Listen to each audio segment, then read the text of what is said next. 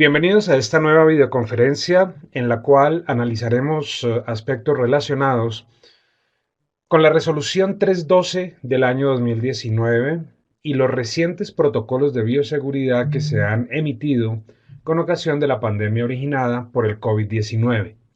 Mi nombre es Germán Plaza, soy abogado de la Universidad Javeriana y desde hace varios años vengo trabajando en estos temas laborales de seguridad social y de seguridad y salud en el trabajo. Soy docente universitario, conferencista, consultor jurídico independiente y autor de varios libros relacionados sobre estos temas.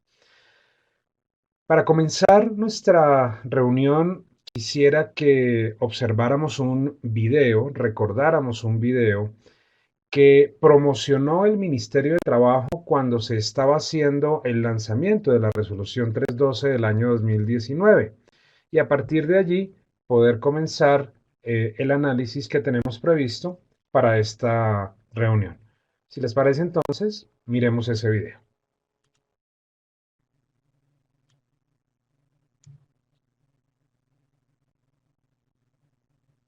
Debemos saber que el sistema de gestión de seguridad y salud en el trabajo es una política que consiste en desarrollar un proceso organizado por etapas en donde se planifica, aplica y evalúa.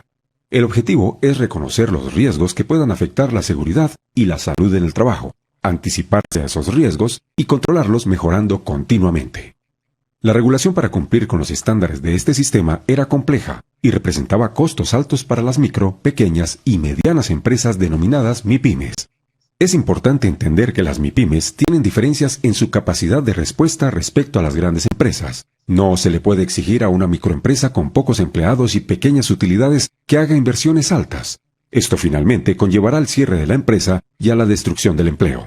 El Gobierno Nacional ayuda a las MIPYMES a crecer y aprender a cuidar sus trabajadores, brindando herramientas que puedan manejar. Asimismo, es necesario entender que el sector productivo y generador del empleo tiene características diferentes. Son diferentes el sector agropecuario, el sector industrial y el de servicios. Antes, todas las empresas, sin tener en cuenta el número de empleados, debían cumplir con 62 estándares mínimos del Sistema de Gestión de Seguridad y Salud en el Trabajo. Con el lanzamiento de la nueva resolución, el Gobierno Nacional propone un sistema de gestión ajustado al tamaño y capacidad de cada empresa, lo que representa una reducción de los costos en la implementación del sistema. Hoy, con la nueva resolución, y de acuerdo con el número de empleados que cada empresa tenga, así será el listado de estándares que debe cumplir. Empresas con menos de 10 trabajadores, 7 estándares mínimos. Empresas con 11 a 50 trabajadores, 21 estándares mínimos. Las unidades agropecuarias tendrán 3 estándares. Para las empresas con más de 50 trabajadores, se sigue aplicando la reglamentación anterior, Resolución 1111 de 2017. Con esta reglamentación nueva, se benefician 656.000 MIPYMES. ¿Pero cómo se benefician? Tomemos como ejemplo la caficultura, que es una actividad económica crucial para el desarrollo de las zonas rurales colombianas. El 95% de las familias cafeteras son dueñas de pequeñas unidades productivas administradas por su núcleo familiar. Antes, con la resolución 1111, estos caficultores debían manejar 62 estándares o requisitos para implementar su sistema de gestión de seguridad y salud en el trabajo. Hoy, con la nueva resolución, solo deberán cumplir con 3 estándares o requisitos, es decir, se dejarán de exigir 59 estándares mínimos.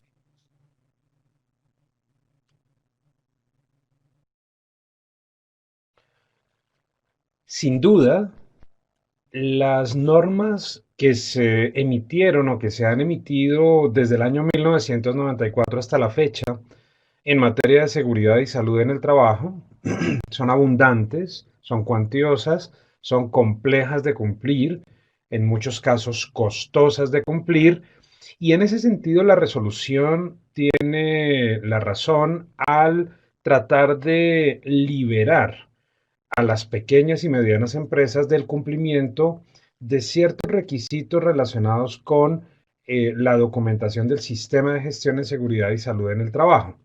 Lo que ocurre es que algunas empresas han entendido, en mi opinión, de manera equivocada el mensaje que envió el ministerio a través de este video que acabamos de ver y a través de la propia resolución. Algunas empresas, por ejemplo, las de menos de 10 trabajadores, han dicho, ok, entonces yo cumplo con la ley cumpliendo solamente con 7 cositas en materia de seguridad y salud en el trabajo. Las que tienen entre 11 y 50 dicen, ok, de todo lo que se ha expedido, a mí solamente me aplican 21 cositas en seguridad y salud en el trabajo.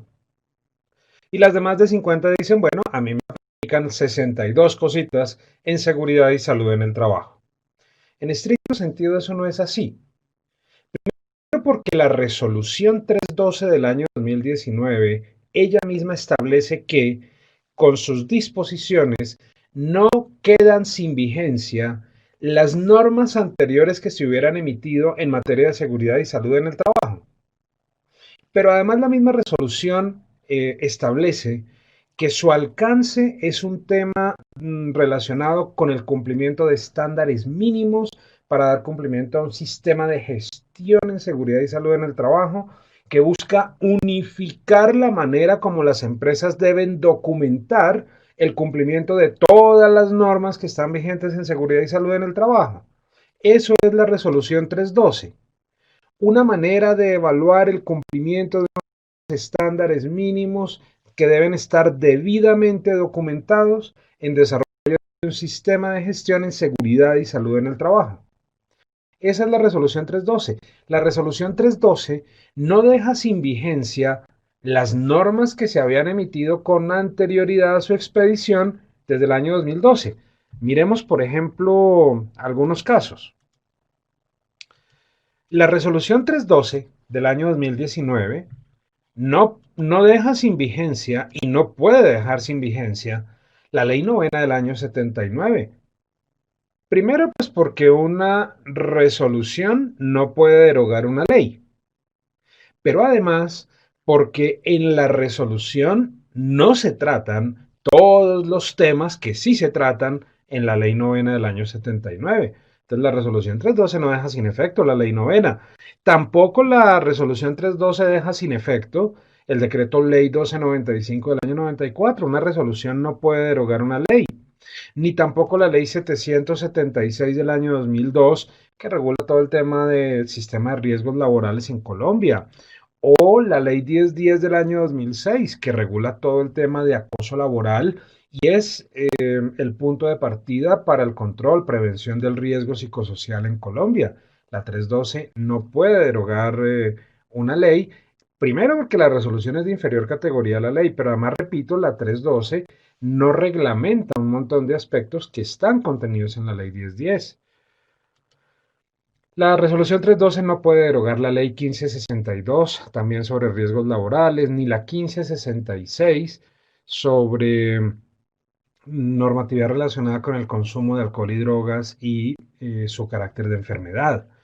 Una resolución tampoco puede dejar sin efecto decretos que son de superior jerarquía. Decretos como por ejemplo el 3673 sobre trabajo en alturas o decretos como el 723 que tiene que ver mucho con afiliaciones al sistema de seguridad social.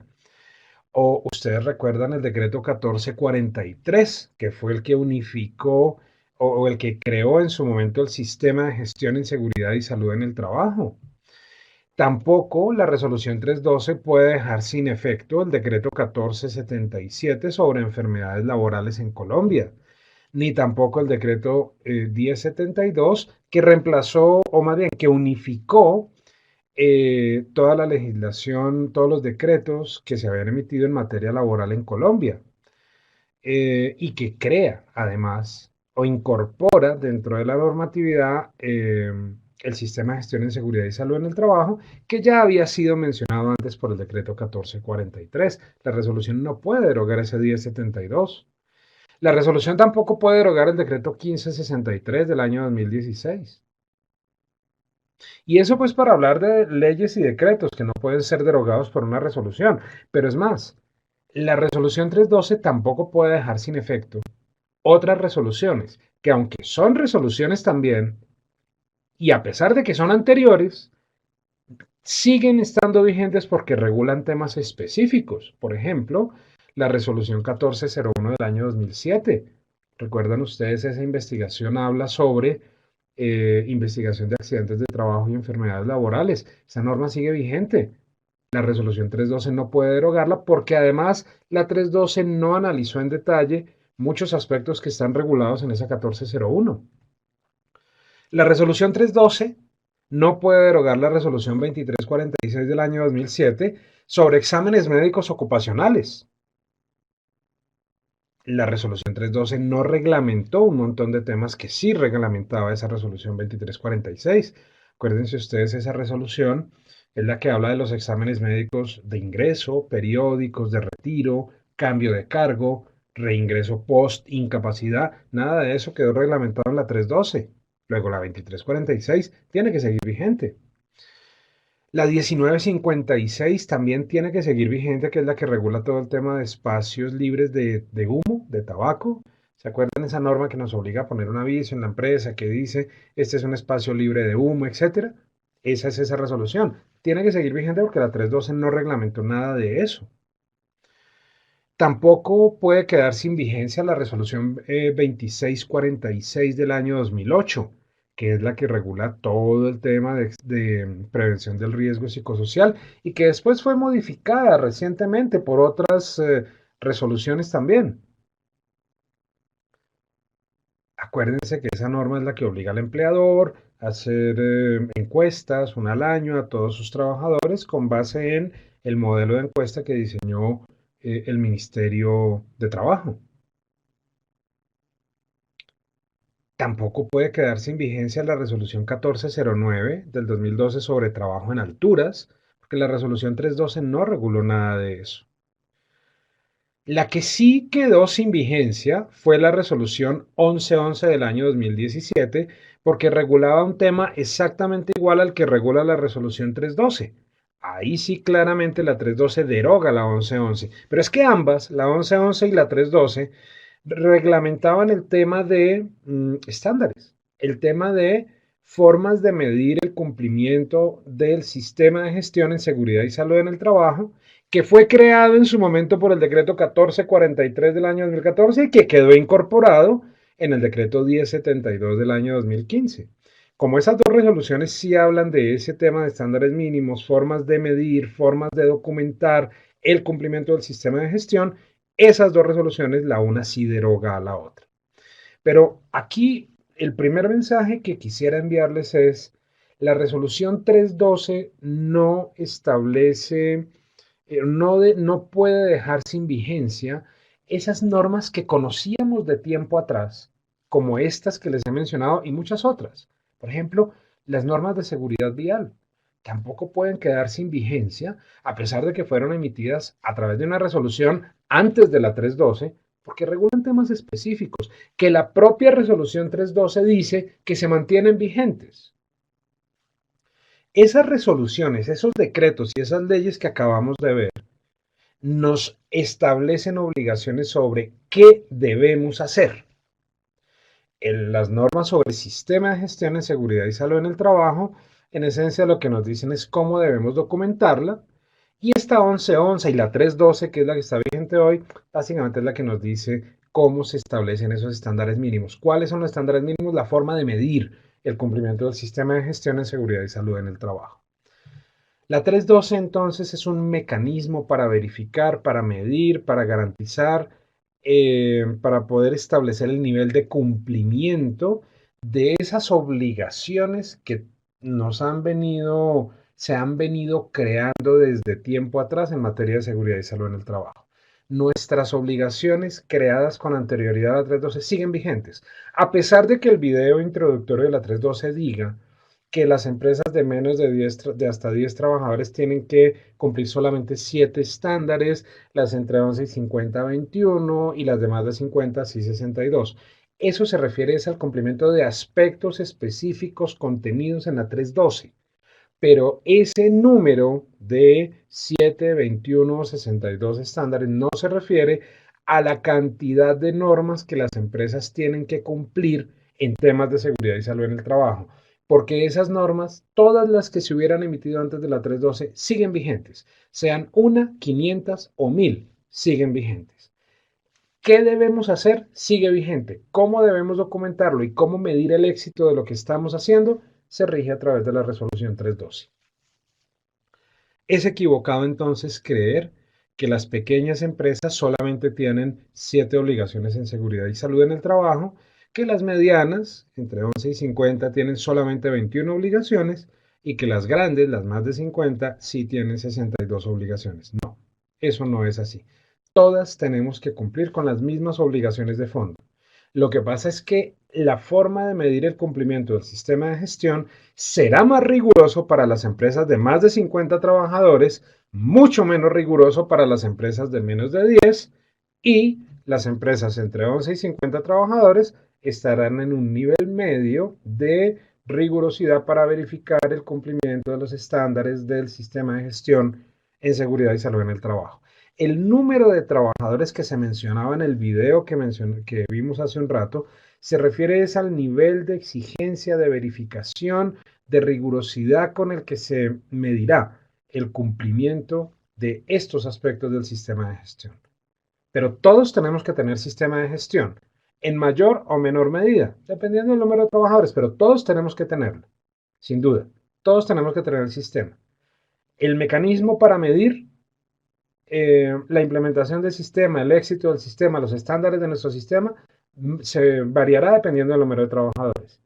Pero otra cosa que debemos todos cumplir, independientemente del número de trabajadores, son las normas que estaban vigentes antes de la resolución 312. Como ejemplos, estas que acabamos de mencionar a continuación. Pero así como las normas anteriores a la expedición de la 312 hay que cumplirlas, porque la 312 así lo establece, también debemos tener presente que todas las empresas del país, sin importar su tamaño, están obligadas a cumplir en estos tiempos de pandemia, en estos tiempos de COVID-19, todos los protocolos de bioseguridad que se han emitido en los últimos días por parte del gobierno nacional y por parte de los gobiernos, por parte de las autoridades locales. Así como las empresas tenían que cumplir con las normas anteriores a la 312, normas de alturas, normas de psicosocial, normas de exámenes médicos, normas de seguridad vial, normas de alturas, normas de protección al tabaco, normas de investigación de accidentes. Así como tenían que cumplir con todas esas anteriores, tienen que cumplir con todas las posteriores que se han emitido a la 312 en materia de seguridad y salud del trabajo. Y ahí me refiero a los protocolos de bioseguridad. Todas las empresas tienen que cumplirlos, independientemente de cuántos trabajadores tengan. Y tienen que cumplir con los protocolos de bioseguridad que le apliquen según su actividad económica. Todas las empresas, porque fíjense que los protocolos de bioseguridad básicamente lo que buscan es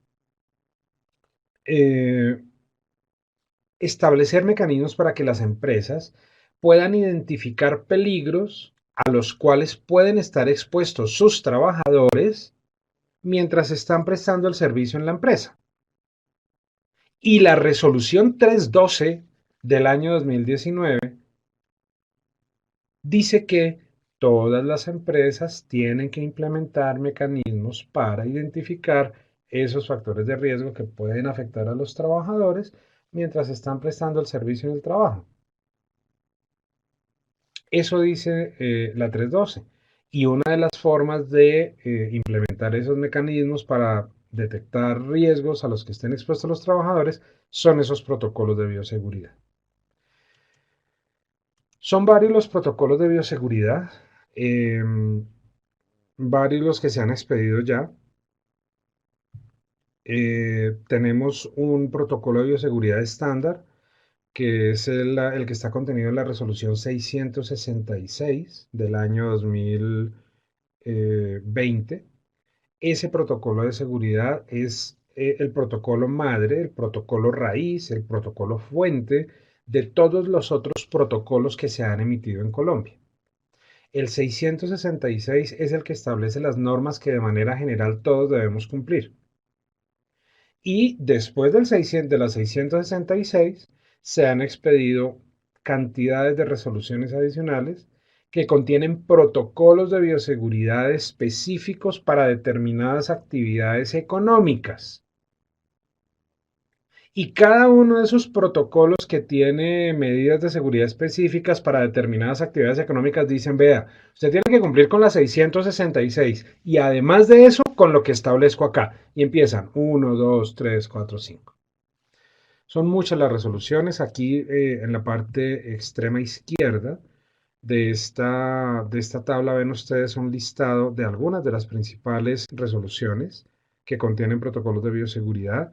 La 675 aplicable a manufactura, 677 transporte, 679 infraestructura en transporte, 680 temas de agua potable, 681 temas relacionados con azar, 682 construcción de edificaciones, bueno, en fin, 714 temas de vacunación, 737 computadores y hogar, 738 fabricación de artículos electrónicos, 739 temas de vehículos, 740 temas veterinarios, eh, en fin, hay muchas. Por ejemplo, la 798 sobre temas de hospedaje, la 843 establecimientos carcelarios, 887 sobre temas de abastos, de centrales de abastecimiento de comida. Está la 892 sector financiero, 898 remodelación, construcciones en viviendas, etcétera. Eh, la 900 temas de cultura. Bueno, en fin, hay cantidades de sentencias. Hay, miren acá nada más 2, 4, 6, 8, 10, hay por lo menos 30 tal vez, por lo menos 30. Por lo menos 30 resoluciones que contienen protocolos de bioseguridad. Cada una de esas resoluciones tienen que cumplirlas todas las empresas, no importa que tengan menos de 10 trabajadores, no importa que tengan entre 11 y 50, no importa que tengan más de 50. Todas tienen que cumplir con el protocolo que le aplique según su actividad económica. Porque así lo establecen estas resoluciones y porque así lo establece además también la resolución 312. Es que miren ustedes que la resolución 312, en uno de sus estándares mínimos, dice que sin importar el número de trabajadores que tenga la empresa y sin importar la actividad económica a la que se dedique la empresa, todas las empresas tienen la obligación, todas tienen la obligación de identificar los peligros y evaluar y valorar los riesgos a los que están expuestos los trabajadores con la participación de todos los niveles de la empresa. Por eso, todas las empresas, sin importar el número de trabajadores que tenga, tienen que cumplir con los protocolos de bioseguridad que le apliquen, porque es una forma, repito, de identificar peligros, evaluarlos, valorarlos, eh, tal como lo ordenan los protocolos de bioseguridad. Ahora, estos protocolos de bioseguridad deben implementarse de conformidad con los principios que rigen los sistemas de gestión en seguridad y salud en el trabajo. Lo dice en la misma resolución, las 666 y todas. Esto debe aplicarse, pero en el marco del sistema de gestión de seguridad y salud en el trabajo. Así las cosas, los principios generales del sistema de gestión en seguridad y salud en el trabajo establecen que los empleadores deben aplicar los protocolos de bioseguridad para cuidar a sus trabajadores directos vinculados mediante contrato de trabajo. Los trabajadores tienen que dejarse cuidar de sus empleadores. Así como el empleador tiene unas obligaciones, el trabajador también tiene unas obligaciones. El empleador las tiene para cuidar a su trabajador, el trabajador tiene obligación de dejarse cuidar. Si el empleador no cuida al trabajador, puede ser sancionado. Si el trabajador no se deja cuidar, puede ser sancionado. El empleador entonces tiene que implementar los protocolos en el marco de su sistema de gestión para cuidar a sus trabajadores y sus trabajadores tienen que dejarse cuidar. Cuando se trata, por ejemplo, de una empresa que no es empleadora de las personas que están en su empresa, sino que es contratante de un contratista, que a su vez contrató unas personas y las envió allá a esa empresa para prestar el servicio contratado, por ejemplo, una empresa contratante que contrata un servicio de aseo, una empresa contratante que contrata un servicio de vigilancia.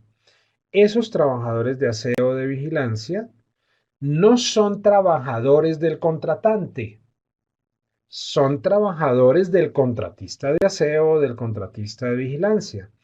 El empleador de esos trabajadores es la empresa contratista.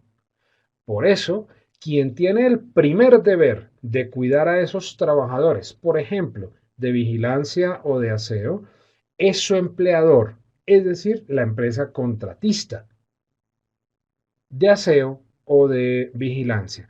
Esa empresa de aseo o vigilancia, como empleadora que es de su gente, le aplica lo que vimos aquí en estas dos primeras columnas.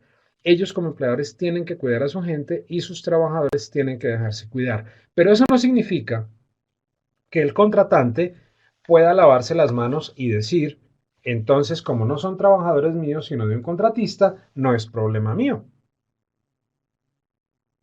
Es problema de ellos, del contratista. Lo que pase con los trabajadores del contratista no es problema mío. Eso no es así. El contratante, en cumplimiento de los principios generales del sistema de gestión en seguridad y salud en el trabajo, tiene que verificar que su contratista esté cumpliendo con las normas de seguridad y salud en el trabajo frente a sus trabajadores. Es decir, el contratante tiene que verificar que el contratista tiene un sistema de gestión, que el contratista tiene identificados los peligros, que el contratista está implementando los peligros. Porque ese será un criterio de evaluación para establecer si el contratante está cumpliendo adecuadamente con su sistema de gestión. Y es una forma también de presionar al contratista para que cumpla con el suyo. Aquí todos tenemos que estar encima de todos, verificando que todos estemos cuidando lo más importante, que es la integridad física y mental del trabajador. Por eso está esa columna en amarillo. Cuando una empresa actúa como contratante, no tiene todas las obligaciones de un empleador, por eso verde, sino que está en amarillo porque tampoco es que pueda desentenderse de todo. No tiene que hacer todo lo que tendría que hacer un empleador frente a sus trabajadores, pero tampoco puede desentenderse y decir, eso no es problema mío. Está en un nivel intermedio. Tiene que verificar que el otro hizo bien las cosas, pero no hacer la tarea por él. Por eso, entonces, cuando estemos en presencia de un trabajador, de un contratista, el contratista tiene que cumplir, tiene que aplicar sus protocolos con sus propios procedimientos en desarrollo de su sistema de gestión en seguridad y salud en el trabajo, y al contratista no se le puede decir cómo hacer su trabajo, dónde hacerlo, a qué horas hacerlo, con qué elementos de protección hacerlo, etcétera, porque en ese momento podríamos estar quitándole la autonomía técnica al contratista y a sus trabajadores, y se genera un riesgo legal de que entonces esos trabajadores se conviertan en trabajadores directos del contratante. Hay algunas sentencias de la Corte Suprema de Justicia que así lo han considerado. Entonces, ojo, empleador en desarrollo de su sistema de gestión y para cumplir con sus estándares mínimos, tiene que aplicar los protocolos para cuidar a sus trabajadores. Sus trabajadores deben dejarse cuidar. Cuando se trata de trabajadores de contratistas, el contratante no le va a hacer la tarea al contratista, pero el contratante verifica que el contratista esté haciendo bien la tarea. Al contratista hay que darle autonomía técnica, administrativa, financiera, no se le pueden dar órdenes sobre cómo hacer su trabajo, porque el contratista, como empleador que es de sus trabajadores, debe tener su propio sistema de gestión y darle cumplimiento. Y finalmente, cuando se trata de trabajadores independientes, personas naturales, que prestan un servicio al contratante a través de un contrato no laboral, esa persona independiente, ese contratista, persona natural, trabajador independiente, tiene desde el punto de vista de seguridad y salud en el trabajo las mismas características de un trabajador directo. Es decir, la empresa contratante tiene que cuidarlo como si fuera un trabajador más suyo vinculado mediante contrato de trabajo. En la práctica es así. Incorporarlo en actividades de prevención, incorporarlo, dejar documentadas capacitaciones, dejar documentados entrenamientos, dejar documentados exámenes médicos ocupacionales, entregas de elementos de protección, tareas de supervisión, etcétera. Porque aunque en teoría algunas de esas actividades serían responsabilidad directa del independiente, del contratista independiente, persona natural, En la práctica, las mismas normas establecen que es el contratante quien responde por la integridad de ese independiente. Luego, si el contratista independiente no hizo bien su tarea, por ejemplo, en tema de traer buenos elementos de protección, y algo le pasa, el contratante puede ser declarado responsable eventualmente. Entonces, finalmente, lo que el contratista no haga bien, el contratante tendrá que hacerlo por él antes de ponerlo a hacer el trabajo en condiciones inseguras. Es aplicar los principios generales del sistema de gestión en seguridad y salud en el trabajo a la aplicación de los protocolos de bioseguridad, teniendo muy claro, y esto se los reitero una vez más, no es que las empresas de menos de 10 trabajadores tengan que cumplir solamente 7 obligacioncitas de seguridad y salud del trabajo, y las que tienen entre 11 y 50 tengan que cumplir 21 y las demás de 50 sí 62. No. Todas las empresas del país tenemos que cumplir con todas las obligaciones, con todas las normas de seguridad y salud en el trabajo, incluyendo los protocolos de bioseguridad. Cuando el video del ministerio habla de protocolos de flexibilizar, de facilitarle la vida a las pequeñas y a las medianas empresas, en mi opinión se refiere a aspectos relacionados con el cumplimiento del sistema de gestión, verificación del nivel de cumplimiento del sistema de gestión, aspectos que se chequearán para verificar el nivel de cumplimiento del sistema de gestión. Pero de ninguna manera se puede pensar que la resolución 312 derogó decretos anteriores o leyes anteriores, porque pues eso desde el punto de vista legal no corresponde a la realidad. Eso entonces en cuanto a los estándares mínimos, recuerden que el contratante siempre estará expuesto a eventuales responsabilidades solidarias, bueno, no siempre, pero cuando el contratista ejecute actividades relacionadas con el objeto del contratante, con el objeto social del contratante, existe una probabilidad importante de que cualquier accidente de un trabajador del contratista pueda generar reclamaciones legales en contra del contratante, para que el contratante pague eventualmente los perjuicios que sufrió el trabajador del contratista y que el contratista no pagó. Básicamente esos son los aspectos que quería compartir con ustedes en esta videoconferencia. Recuerden ustedes, la resolución 312 obliga a todas las empresas a cumplir como estándar mínimo de cumplimiento de su sistema de gestión la identificación de peligros, evaluación y valoración de riesgos, lo cual implica cumplir con los protocolos de bioseguridad que en últimas buscan identificar peligros, evaluarlos en temas relacionados con COVID-19. Esos eran entonces nuestros temas. Muchas gracias por su atención, por su participación, por su tiempo y espero poder contar con su presencia en una próxima oportunidad. Muchas gracias nuevamente. Les deseo éxitos en sus gestiones y cuiden por favor su estado de salud.